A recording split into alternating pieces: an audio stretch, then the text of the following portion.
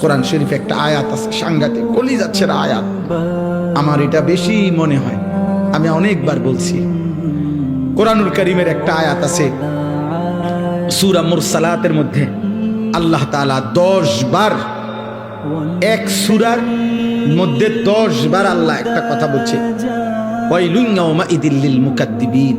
আল্লাহ বলে মিথ্যাবাদী নাফরমানদের জন্য সেদিন জাহান্নাম, জাহান্নাম, জাহান্নাম, জাহান্নাম, জাহান্নাম, জাহান্নাম, এভাবে 10 বার এক সূরার মধ্যে আল্লাহ বলছে। বলার পর শেষ, এই সূরার শেষ আয়াতটা আল্লাহ তাআলা একটা কথা বলছে, বান্দা ফাবিআইয়ি হাদিসিন বাদাহু ইউমিনুন।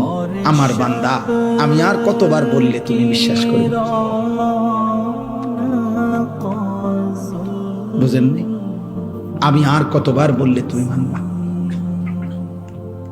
আমার কথা আমি আর কতবার বলতাম? আমি আর কতবার বলতাম বলে?